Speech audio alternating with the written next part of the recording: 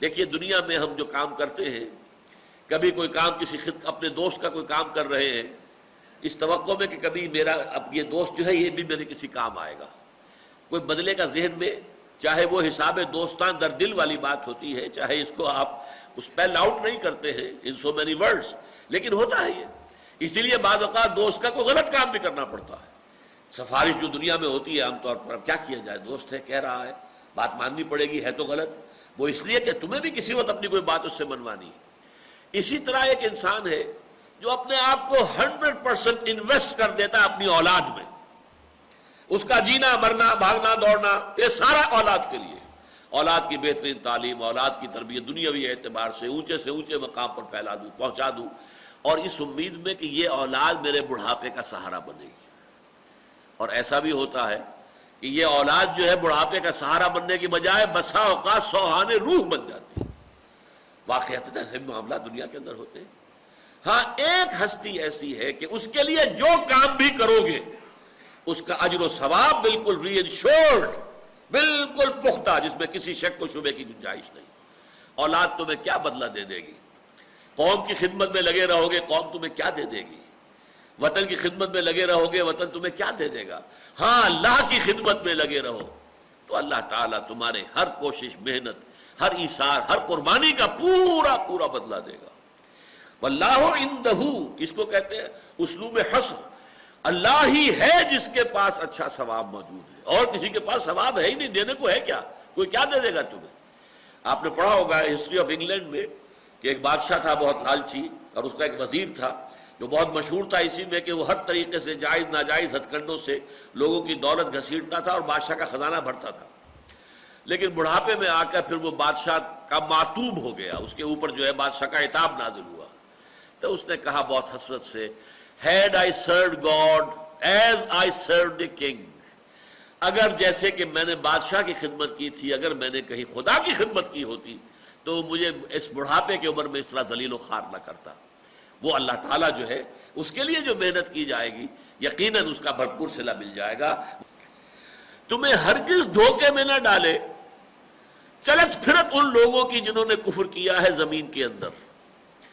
ہوتا کیا ہے، اب دیکھیے مکی دور دیکھیے، مسلمان اللہ کے ماننے والے رسول کے دامن سے وابستہ مارے جا رہے ہیں، پیٹے جا رہے ہیں، بھوکے رکھے جا رہے ہیں، اور کفار بدماش اور وہ مشرکین دلدلاتے پھر رہے ہیں، ان کی جو ہے عیش ہو رہے ہیں، بہترین کھا رہے ہیں. یہ ساری کیفیت آخر نظر آ رہی تھی نا. پھر ان کے قافلے جا رہے ہیں، آ رہے ہیں، بڑے شان و شوکت کے ساتھ قافلہ گیا ہے، شان و شوکت کے ساتھ آیا ہے، ڈھول بجاتے ہوئے گئے ہیں، ڈھول بجاتے ہوئے آ رہے ہیں. تو دیکھنے والے کے دل پر اس کا ایک اثر ہوتا ہے. یہ دنیا میں ہر مرحلے پر جب بھی کوئی تحریک ہوگی، دین کے لیے کام کرنے والوں کو اس نفسیاتی صورتحال سے سابقہ لازماً پیش آئے. ان لوگوں کے لیے عیش ہے، ان کے لیے آرام ہے، ان کے لیے دنیا میں ان کے چرچے ہیں، ان کی پذیرائی مل رہی ہے، ان کے لیے جو ہے وہ ریسیپشنز جو ہے ارینج کیے جا رہے ہیں، ان کو سپاس نامے پیش کیے جا رہے ہیں. یہ چلت پھرت، یہ ایاب و ذہاب، یہ رونقیں، یہ ان کے اندر جو شان و شوکت کے مظاہر نظر آتے ہیں، اس سے نفسیاتی طور پر جو انسان پر اثر پڑتا ہے اس کا جواب ہے یہ آیت. لا یغرنک تقلب الذین کفروا فی البلاد. تقلب قلب بدلنا، الٹ پلٹ میں کرنا، تقلب جانا آنا، اس کو ہم کہیں گے چلت پھرت. زمین میں ملکوں میں چلت پھرت، کیسے دن دناتے پھر رہے ہیں، کیسے آج یہاں ہیں، کل وہاں ہیں، پرسوں وہاں ہیں. ابھی میں چند دن پہلے میں ٹوکیو میں تھا، اس کے بعد پھر میں سول میں تھا، اور پھر میں یہاں آیا تھا، پھر میں نے وہاں کیا ہے، پھر میں پیرس میں تھا. آپ کو ایسے لوگ ملیں گے جو بیٹھے ہوئے گفتگو کر رہے ہیں، معلوم ہوتا ہے ان کا ایک پاؤں یہاں ہے، ایک ویسٹ میں ہے، ایک ایسٹ میں ہے تو ایک ویسٹ میں ہے. یہ ساری صورتحال، کاروبار ہے، پھیلے ہوئے ہیں، وہاں بھی ہے، یہاں بھی ہے، ہانگ کانگ میں بھی ہے، دبئی میں بھی ہے، اور بھی جگہ پر ہے، پاکستان میں بھی ہے، نہ معلوم کہاں کہاں ہے. یہ ساری چلت پھرت جو ہے، تو جو اللہ کے دین کے خادم ہیں، جنہوں نے اپنے آپ کو اس کام میں لگایا ہے، ان کے دل پر اس کا کوئی منفی اثر نہیں پڑنا چاہیے. یہ ہے اصل اس آیت کا حاصل. لا یغرنک تقلب الذین کفروا فی البلاد. تمہیں دھوکے میں نہ ڈال دے. یہ ان کافروں کی دنیا میں ملکوں کے اندر چلت پھرت، ایاب و ذہاب جو ہے، آنا جانا، شان و شوکت، اس کی وجہ سے دھوکہ نہ کھا جانا. متاع قلیل، یہ بہت ہی تھوڑی سی دیر کے لیے بہت ہی حقیر سا برتنے کا سامان ہے. یہ زندگی ہے کیا؟ کتنی ہے؟ کتنی لمبی ہے؟ آج مرے کل جنگ پر لو، کیا پتہ ہے، بات ختم ہو جائے گی. یہ ساری چمک دمک، یہ ساری جو ہے چلت پھرت، یہ شوق، یہ سارا کا سارا جو بھی ہے ان کا، یہ کیا ہے؟ عارضی چند دنوں کی یہ چلت پھرت ہے. متاع قلیل ثم مأواہم جہنم، پھر ان کا ٹھکانہ جو ہے وہ جہنم ہے. وبئس المہاد، اور وہ بہت ہی برا بستر ہے، بہت ہی برا ٹھکانہ ہے.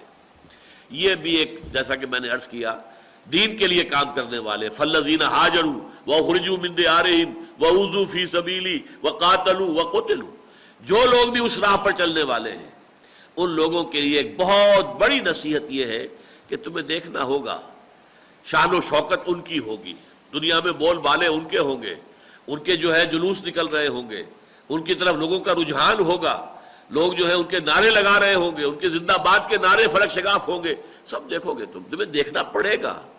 اس دیکھنے کے باوجود حق پر قائم رہنا. بدا الاسلام غریبا وسیعود کما بدا، اسلام جب شروع ہوا تب وہ اجنبی سا تھا، کوئی اس کا جاننے پہچاننے والا تھا ہی نہیں. اس کے بعد اسلام کے اندر جب قوت آ گئی تو پھر تو سب کے سبھی اس کے جاننے پہچاننے والے بن گئے. لیکن حضور نے فرمایا بہت جلد اسلام دوبارہ غریب ہو جائے گا.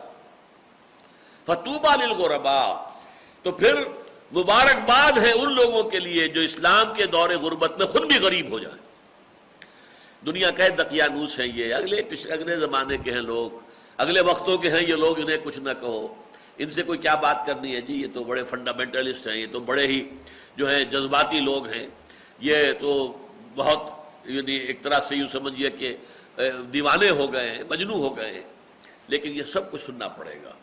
لیکن الذین اتقوا ربہم، پھر دیکھیے وہی پوائنٹ آ گیا، وعدہ جو اللہ کا ہے اہل ایمان سے وہ اصل میں آخرت کا وعدہ ہے، دنیا کا وعدہ لازم نہیں ہے. بے شمار انبیاء گئے، دنیا میں کوئی کامیابی حاصل نہیں ہوئی. انبیاء کیا، اللہ کے بڑے بڑے رسول چلے گئے دنیا سے اور کوئی کامیابی حاصل نہیں ہوئی. حضرت عیسیٰ کو کون سی کامیابی حاصل ہوئی؟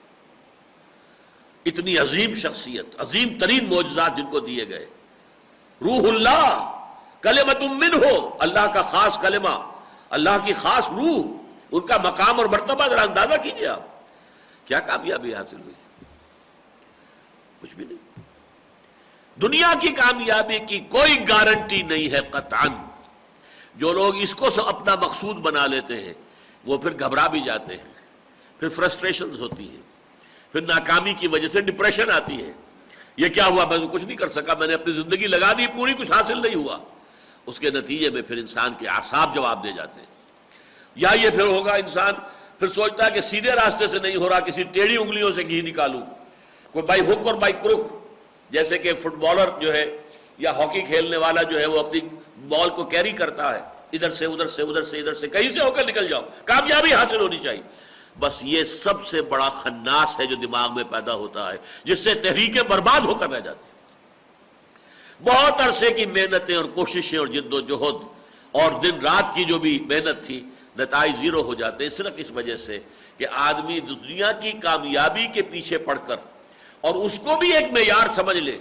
تو واقعہ یہ ہے کہ پھر اندیشہ ہے، یا شدید ڈپریشن، مایوسی، فرسٹریشن، انتہائی بددلی، اور یا یہ ہے کہ کوئی الٹا سیدھا کام کر کے اپنی ساری محنت کے اوپر پانی پھیر لینا.